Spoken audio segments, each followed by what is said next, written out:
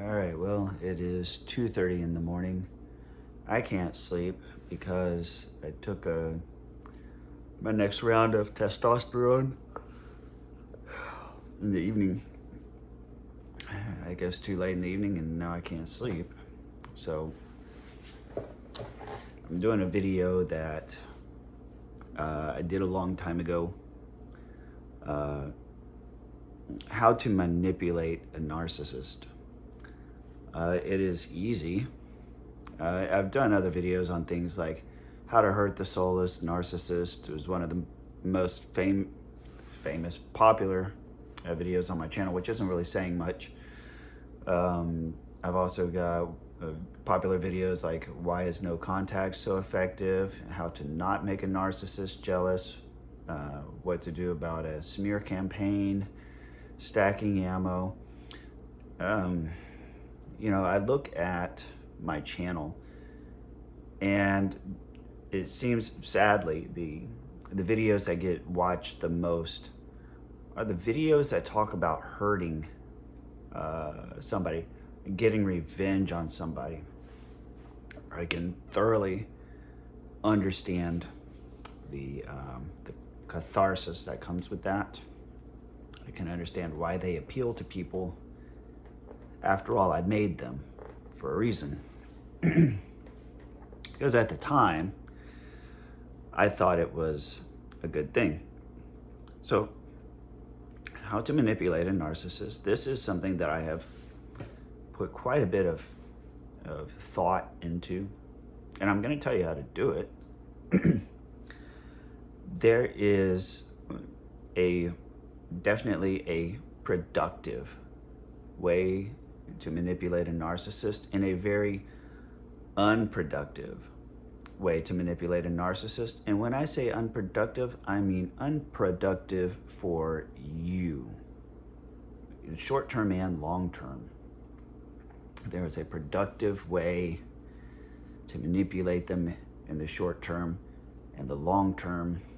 And so that is what I'm going to stress. I'm going to tell you how to do it the unproductive way too, because if you don't know, then you'll just be like, oh, well, maybe he didn't mention this. Maybe this works. No. Okay. So, manipulating a narcissist, first of all, it doesn't work when you give them a taste of their own medicine, okay? Because let me tell you what that actually is. That's you playing their game by their rules when you give them a taste of their own medicine.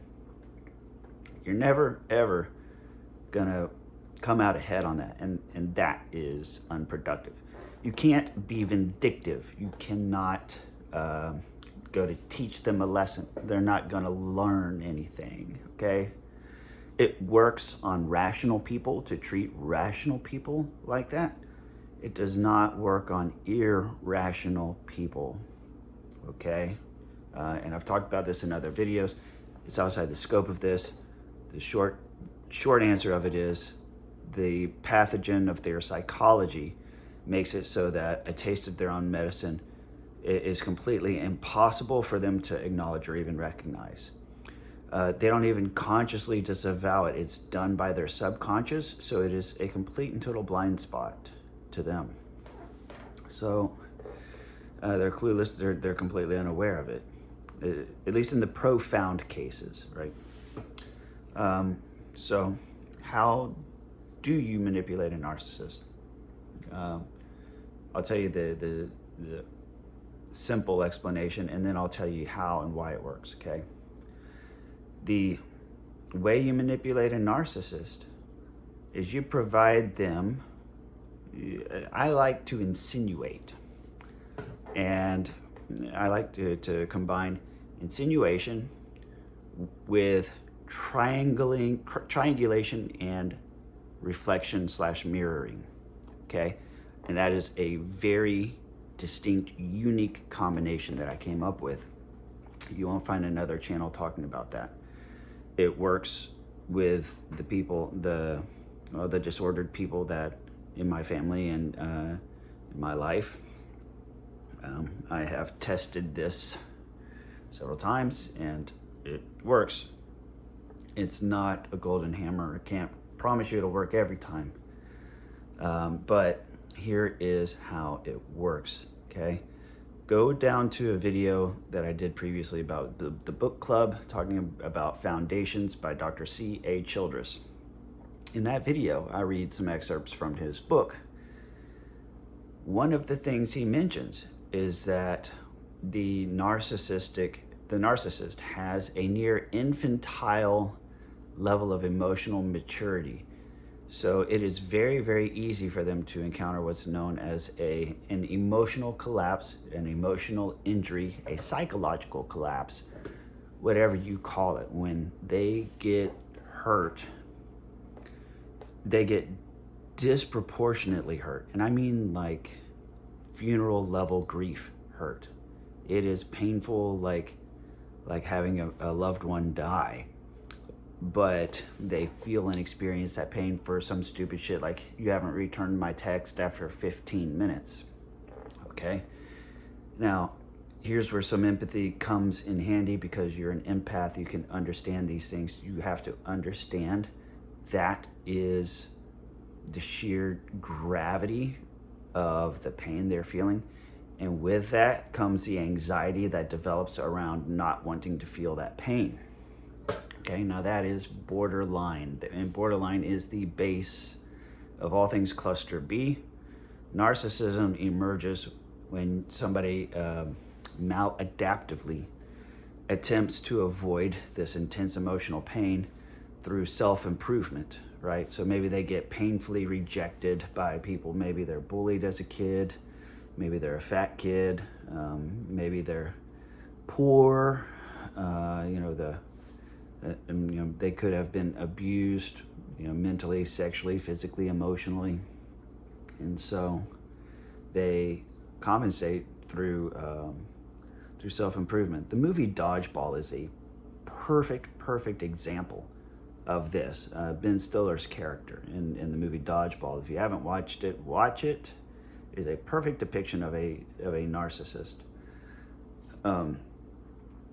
And so, but the thing is that's maladaptive. It is very, very fragile. So it's an avoidance strategy. See, they never develop the ability to what's known as metabolizing that sadness, right? So they feel that that intense grief. They don't know how to metabolize it or properly express it or deal with it or process it. They don't have the tools they need for that. And so as a result, several things happen.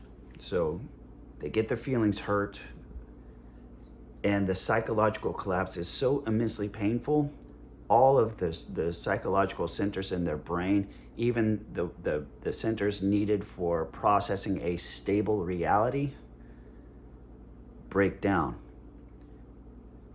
And the priority in their mind shifts to restoring themselves to a steady, stable, emotional state. Everything else is up in the air, optional. They will rework reality in their heads. That's where gaslighting comes from. That's where pathological lying comes from. You ever meet somebody where, swear to God, it sounds, they'll lie about something that happened in the past, and swear to God, it's like they actually believe it? They do. Their subconscious does that work for them, and they're unaware of it in many cases. Now, there are some who just outright do it on purpose. I'm not saying every one of them is unconscious. I'm pretty sure there are plenty of conscious liars, conscious gaslighters. But what I mean is the most extreme, severely disordered individuals that truly have NPD, and they're just not a narcissistic ass. A lot of times they're totally unaware of it. My grandmother was that way, so I saw it firsthand and had to deal with that. So what does all this mean? What does this have to do with manipulation? Well, I'm going to tell you how you manipulate a narcissist, okay? That's this. They like to do battle on their terms, on their grounds, with their rules of engagement. And their rules always use one of 10 tactics. I've got a playlist on the narcissistic playbook. They use 10 to 11 different tactics to manipulate people, emotionally manipulate empaths. There are more manipulation tactics out there, but there's 10 or 11 that apply to empaths. So you need to know that the narcissistic playbook is only a subset of manipulation techniques. They're the ones specialized in emotional manipulation, of which empaths are the most vulnerable. Okay? The ones I'm going to tell you are different. Okay? So when they manipulate, they do several things. They lie, and whether or not they know they're lying is immaterial, okay? But they're gonna lie about everything. They always seek to look good, make themselves look good, or to make you look bad. And to do that, they have to either be superior or they have to be a victim. In other words, when they need to look good, they're gonna do it by looking and presenting themselves as superior in some way, shape, or form, physically, morally, whatever, okay? To make you look bad, their favorite tactic is to play victim and to be the victim of you and your abuse and your bad behavior, okay? Here's where it all comes together, and I want you to listen to this and really pay attention.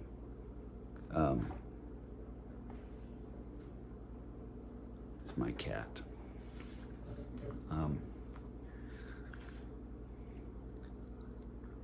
If you want to manipulate them in the right way, this is the right way.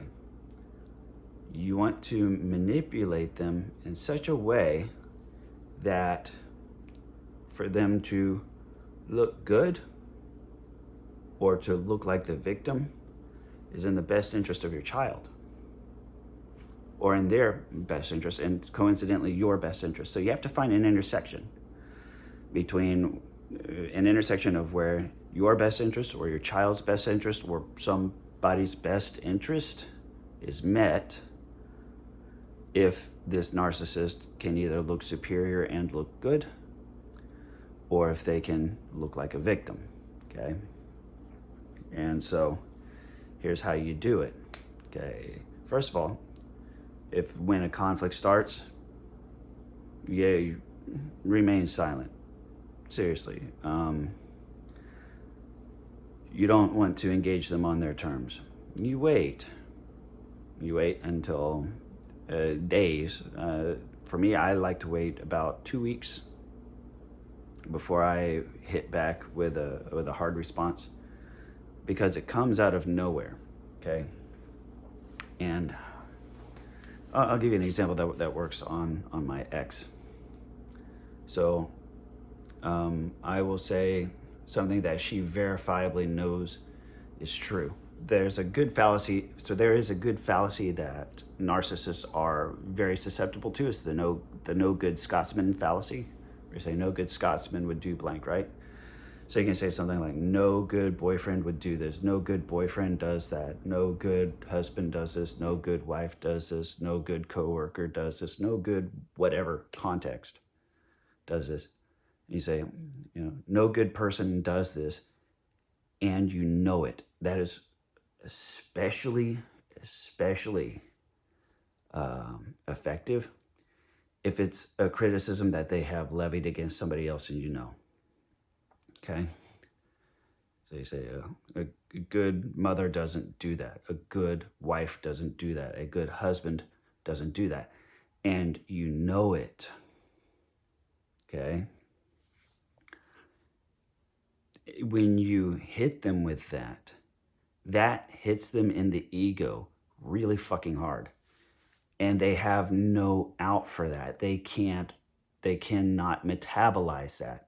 You're going to get narcissistic rage in response because they cannot metabolize that sadness. Because remember, at their core is very low self-esteem. At their core is that borderline fear of abandonment and rejection and self-inadequacy. So when you say something like, a good person doesn't do that, and you know it, that is going to cause a complete and total psychological collapse. Be ready for it, okay? No two people are alike. Be ready for it when it hits. When it hits, you shut the fuck up, you walk away, and you do not contribute anything else. That is absolutely difficult to do, but everything about manipulating a narcissistic person in the correct way hinges on this. Shut the fuck up after you do it. Turn off your phone, walk away, make sure you're not around, because what's going to happen is they go into that full collapse, and their priority becomes the restoration of a stable emotional state. They're going to do that by looking to try to down you, to be superior, put you down, or play victim. When you're totally out of the equation, that leaves them with them. And now what you have done is that tactic I told you about in the beginning. You've triangulated them against a schema. A schema is a psychological construct, right? The schema of what a good person is. So it's an idea. You've triangulated them against this fictional idea in their head, which is the image that they want to portray to people. I want to be a good mother. I want people to think I'm a good father. I want people to think I'm a good this or a good that. You've triangulated them against their own image, and categorically and undeniably said that they are not that image. And so when you walk away and you don't do anything, they're going to have to everything in their head is going to shift. Reality is going to become fluid, and they're going to have to go the way of being the good person or being a victim somehow. And if you can't shut your mouth, then they will play the victim card and tie that back to you. My cat, I swear to God, creeps me out. He knows how to use doorknobs. But that's the secret, and that's why you have to shut the fuck up. Because once you hit, you run away. They can't. They have nothing to play the victim to. They can't go out and grab somebody else to be a victim of. Can't do that. They want to try and be your victim. And so when you shut up and walk the fuck away, ghost them, that just leaves them with them. And they're going to have to restore that emotional state. And that's going to only leave them with the route to being, the superior. They can't put you down either to boost their ego. So that leaves them with one and only one choice: to do what a good Scotsman would do. Which would be exactly what you said in your message or your argument or whatever. Whatever their bad behavior is. A good Scotsman doesn't do that. You shut the hell up. Like, okay, you know what? I am a good Scotsman, so you know what? I will do it. But just so you know, blah, blah, blah, blah, blah, blah, blah, blah, blah, and whatever, they're going to run their fucking mouth. But you got what you wanted, which was to manipulate them to do the right thing. You can't manipulate them according to emotional manipulation rules. It doesn't work. They write those rules. They live by those rules. That's how they get through life. You are going to only insert yourself into the grinder by trying to give them a taste of their own medicine. So ironically, the way you manipulate them is by getting them to do the right thing. Because if they're doing what's in the best interest of you or what's in the best interest of a child,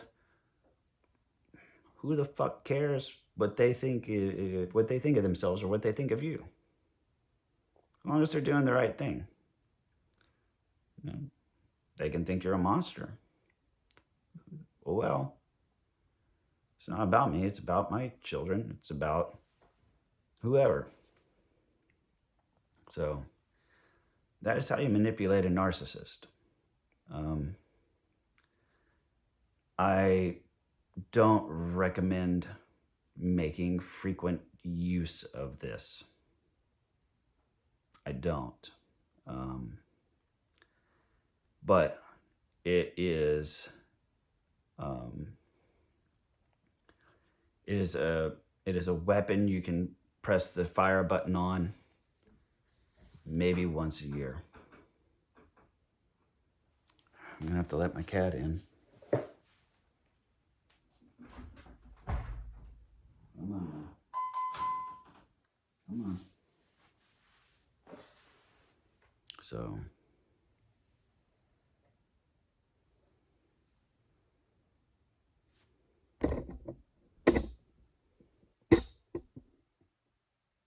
yeah, I open the door.